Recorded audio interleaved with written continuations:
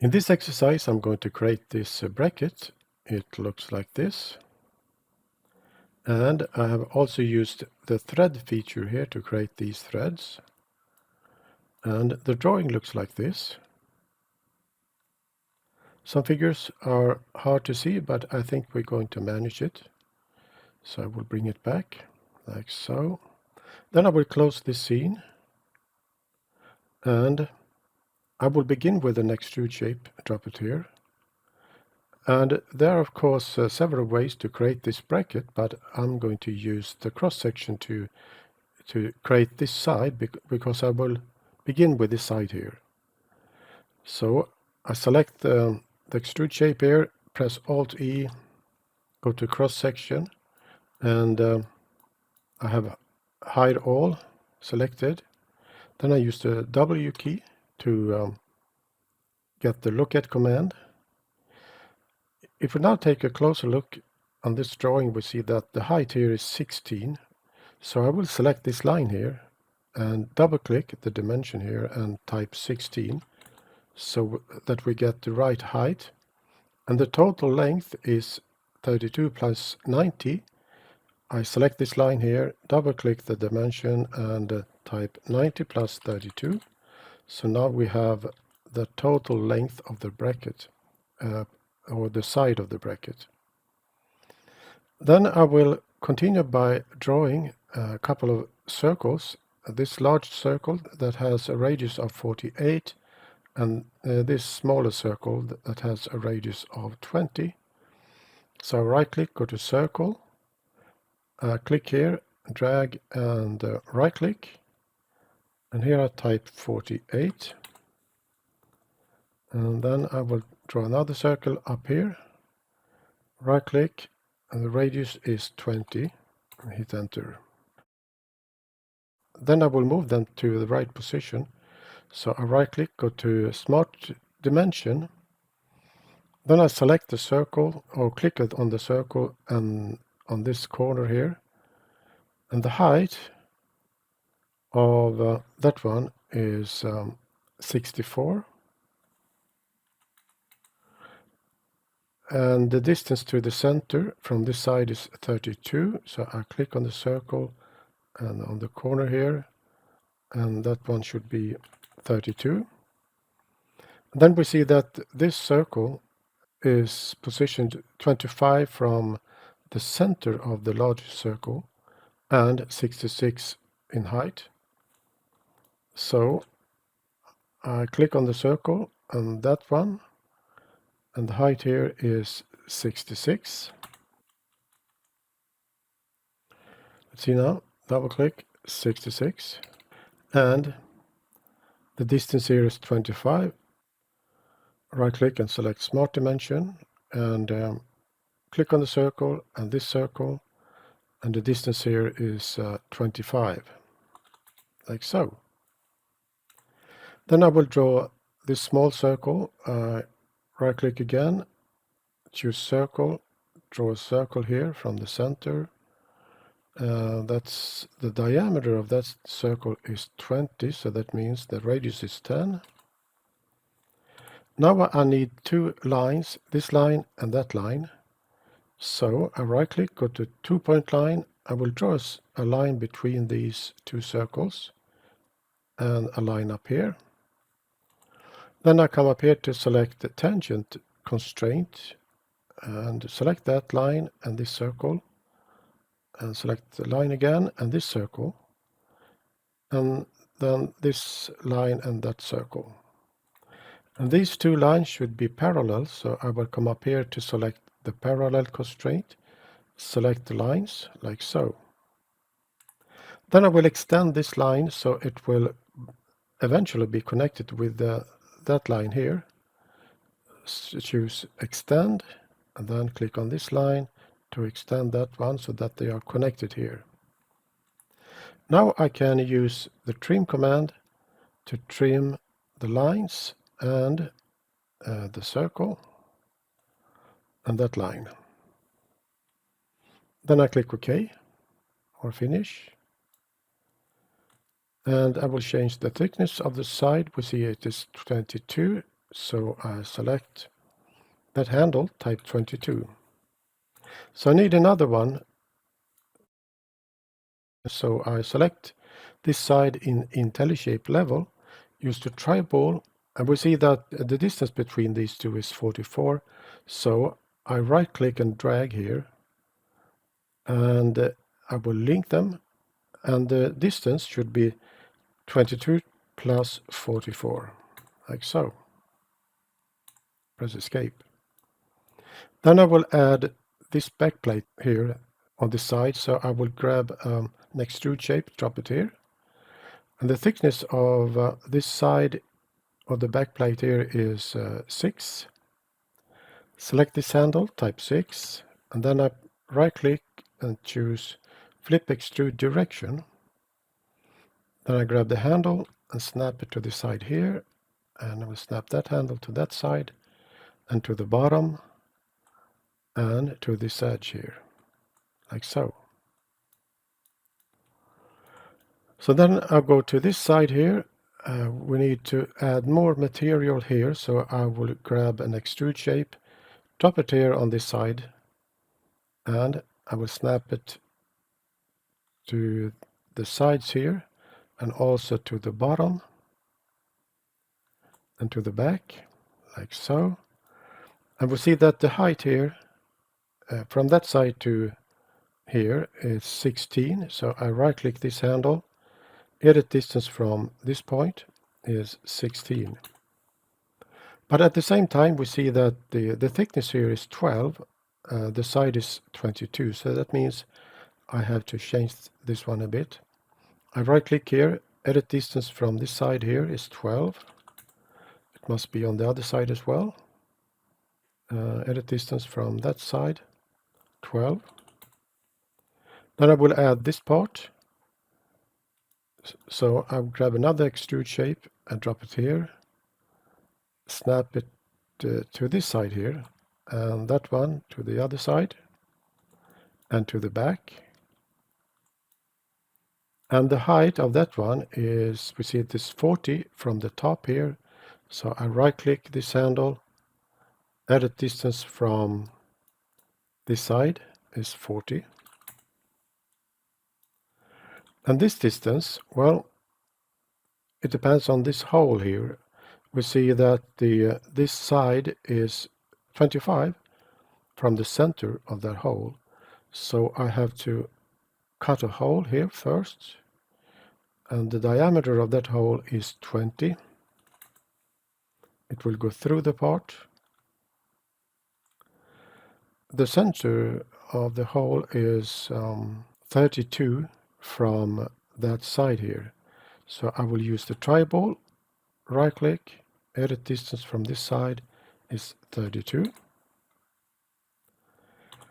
And then this side here is 25 from the center of the hole, so I will use that handle, right click, edit distance from the center point of the hole is 25. And then I will cut a hole up here, so use the cut cylinder and drop it here. Diameter of that hole is 16, and it will go through the part. Use the tribal, and the center of that hole is 36 from the center of this hole. So I right click here, edit distance from the center point of that hole is 36, like so. Then I will continue on this side. I will add a cylinder and drop it on the midpoint here, and the diameter is 64, and it is also 64 from the bottom. So I will use the tribal, right click, edit distance from the bottom and 64, and the thickness of it is 6 millimeters. Select that handle, 6 millimeters, and then I will add this cone. I will add another cylinder,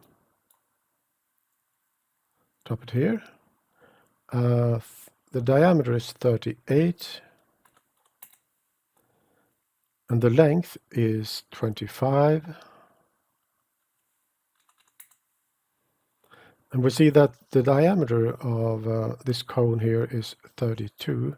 So I will do like this. I will add another cylinder, change the diameter to 32. Then I will use chamfer. Here, select the chamfer command and distance. Select this edge, come here and grab this handle, snap it to this edge here, and then snap this handle to that edge. Then press enter, like so. So now we have that cone. Then we will add this part here with the threads. To do that, I will use IC Mech tools. Double click here and use boss thread. I will drop it here.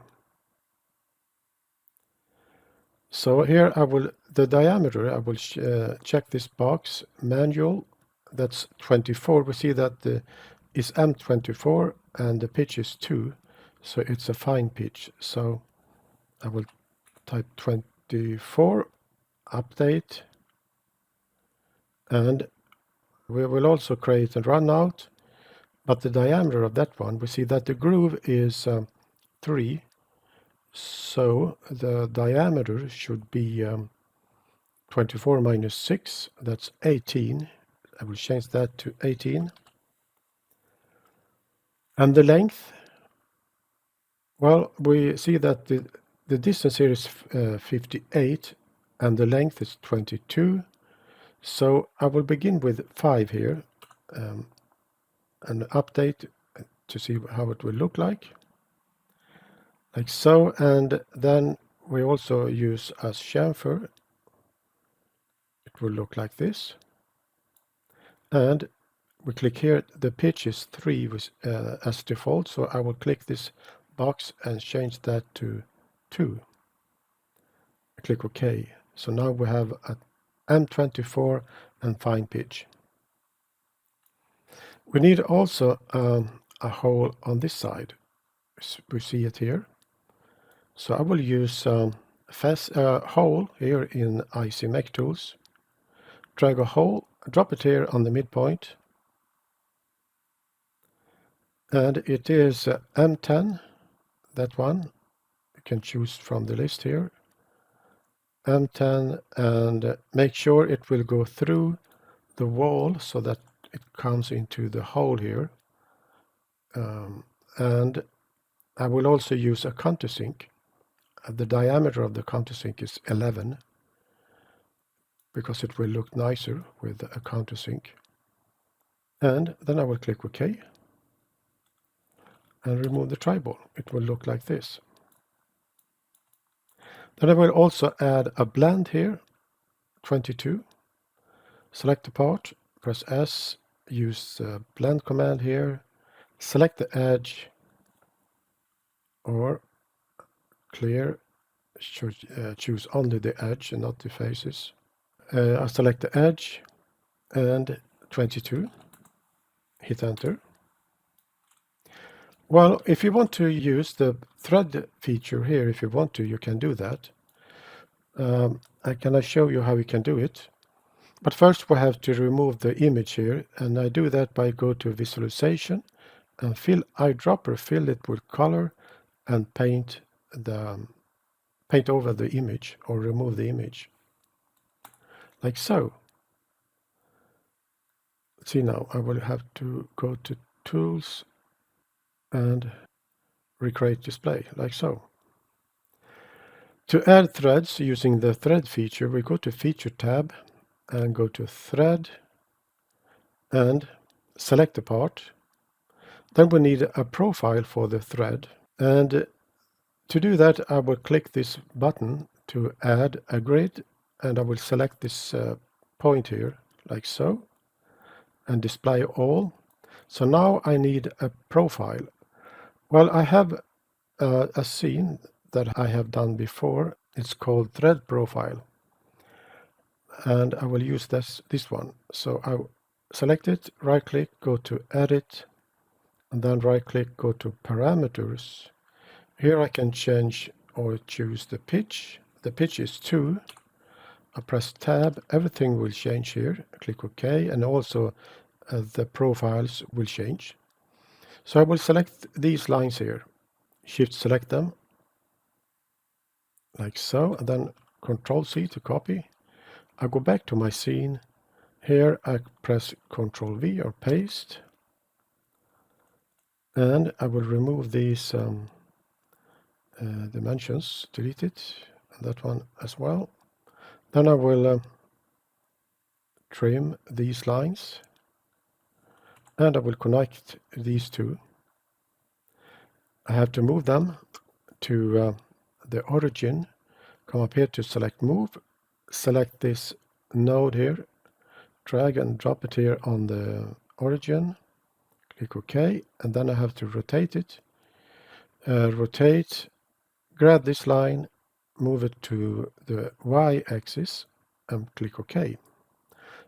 Now the profile is in the right position to create the threads. So I click Finish. Next step, we see here, select the surface.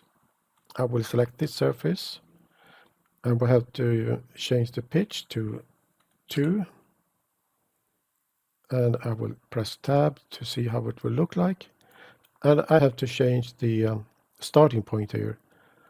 I have to type -3, I think, to move it up a bit, and then also extend the thread length by 3 to 25.